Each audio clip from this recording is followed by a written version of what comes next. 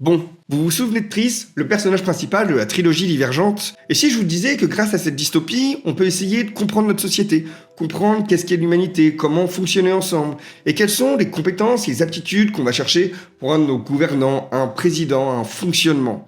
Eh bien, c'est ce que je vais essayer de vous expliquer aujourd'hui. Petit rappel pour Divergente, c'est une dystopie, un univers dans lequel le peuple, les gens, sont répartis en 5 factions. Les audacieux, ceux qui protègent et qui osent agir, qui vont correspondre aux militaires, aux policiers et aux entrepreneurs. On va avoir les érudits, qui sont ceux qui cherchent la connaissance, qui s'instruisent et qui sont plus nos ingénieurs, nos philosophes, nos chercheurs. On va aussi avoir les fraternels, qui sont ceux qui cultivent, ceux qui produisent, plutôt nos ouvriers, nos agriculteurs, ceux qui sont essentiels pour créer les denrées nécessaires à la survie d'une population.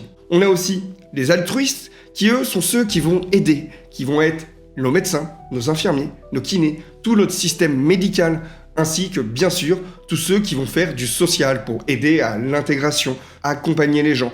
Et en dernier, on va avoir les sincères, ceux qui sont honnêtes, ceux qui vont régir les lois et la justice d'un pays.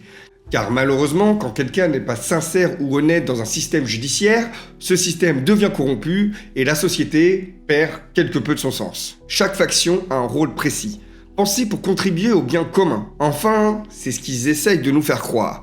Car en réalité, il existe une 6e catégorie, les divergents. Mais c'est quoi un divergent ? Pourquoi dans cet univers, ils sont chassés, ils sont réprimandés et on n'a pas envie de leur laisser une place ? Un divergent ?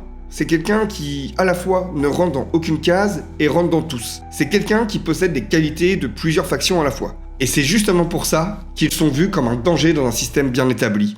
Parce qu'ils pensent différemment, parce qu'ils pensent en dehors des sentiers battus.